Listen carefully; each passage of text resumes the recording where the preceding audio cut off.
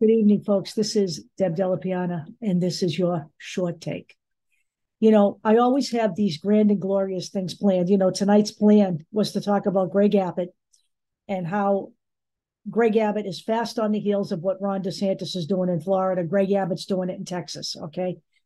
But I simply have to put that off. I still may get to Abbott tonight. It's more than likely that I'll get to that tomorrow before I go to work. I'm not in till noon tomorrow, so that gives me some time in the morning. But in the meantime, we're going to take a little trip to Nebraska. Yeah, we're going to take a trip to Nebraska, and we're going to talk a little bit about some of the goings on there. Let me just read some of this to you. So I subscribe to a number of magazines. And newspapers, and TNR is one of my favorites. So let me just read you this headline. Nebraska Republican says 6-week abortion ban is necessary because white people are being replaced. So this is the Republican that they're talking about. He's a state senator, and he is Steve Erdman. And so ever since Roe was overturned, Nebraska has enjoyed the ability, or the Nebraska women have enjoyed the ability of being able to get an abortion up to 21 weeks and 6 days of pregnancy. But yesterday, on Wednesday, they went in and they started debating and arguing about a bill that would ban abortion after 6 weeks. So, and let me reiterate again, that is most of the time, it's before anybody understands or knows that they are pregnant, okay? So Steve Erdman decided that the best way to argue for this ban would be to argue it on the basis of the Great Replacement theory. And now that is described or defined by the Southern Poverty Law Center as, quote, racist conspiracy narrative that falsely asserts there is an active, ongoing, and covert effort to replace white populations in current white majority countries. Okay? That's the definition of the Great Replacement theory. And so Erdman says, quote, our state population has not grown except by those foreigners who have moved here or refugees who have been placed here. Because we've killed 200,000 people. These are people we killed. He went on to say that. Then he went on to say that all of those aborted fetuses, quote, could be working and filling some of those positions that we have vacancies in. So let us set aside the racism and misogyny coming out of Senator Erdman's big fat lie hole and talk about the validity of the Great Replacement theory first. So let's look at some numbers, okay? We're going to look at some numbers here. Let's look at some numbers. These are the 2020 census numbers, okay? We're going to go over these. These are the numbers as self-identified and ethnicity combined, okay? White. This is the United States of America. 57.8%. Hispanic or Latino is the next, 18.7%. Black or African American, 12.1%. Asian, 5.9%. Two or more races, 4.1%.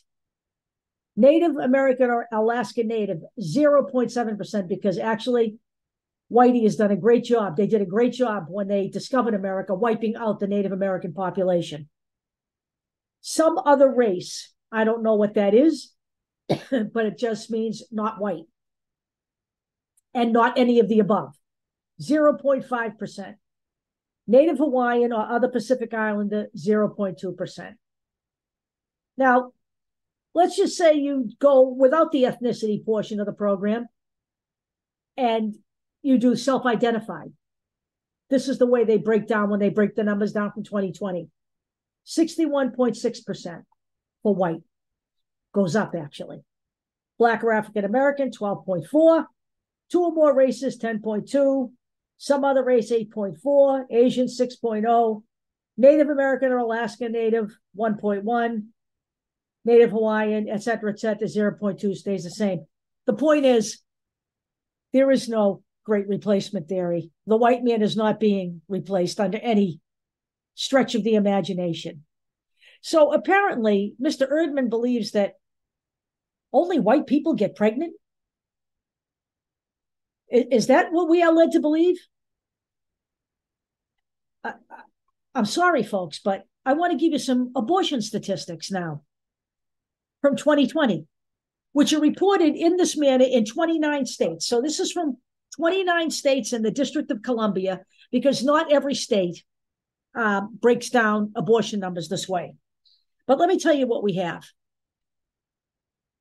The vast number of people who have abortions, who get abortions, are the Black and African-American community at 39.2%, followed by Hispanic at 21.1%, and other non-white ethnic groups at 7%. So the communities most impacted by a total abortion ban or a 6-week abortion ban or the overturn of Roe v. Wade are non-white communities. I don't understand where the Republican Party gets its brain power, but it appears that the plug isn't fully in the socket most of the time. They argue these things based on unbelievable, irrational, made-up shit, when actually the real reason that we have any kind of an abortion ban, or the reason that we had the overturn of Roe v. Wade, was quite simply to control women. This is not about saving the children or having a bigger population to fill vacancies in the workforce, or to replace white people who are covertly and secretly being replaced by people of color or people from other non-white backgrounds. None of this is about any of that. This is all about controlling women and keeping them in their place.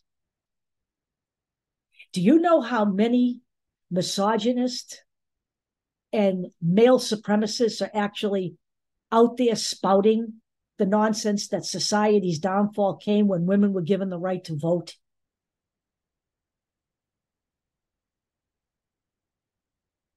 There is a male supremacy movement in this country. And, you know, there are men out there who believe that women should have never been allowed to go to college and get degrees, because now they've infiltrated the workforce and taken their jobs from them. This is all about domination of females. And this is sheer paranoia and right-wing gibberish. Let's get a clue, folks. We can either sit around here and watch all of this happen, we can understand that while the Democratic Party is not perfect, and we have acknowledged that, we have at least two people that we need to get rid of, and that's Joe Manchin and Kyrsten Sinema. But you know what? The Democrats may not be perfect, but they are moving in the right direction. The squad does not take corporate money. All the newer people coming into the Congress do not take money. Raphael Warnock did not take corporate money. Fetterman did not take corporate money. It's moving in the right direction. Only one party is doing all of the damage in this country right now, and it's the GOP. And the argument here, we're overcomplicating it. It's the difference between democracy and being able to improve our lives, or fascism. And there is no solution in fascism. I'm trying to make this as simple as possible. I will talk to you all later. We will talk about fascism in the state of Texas. Bye-bye.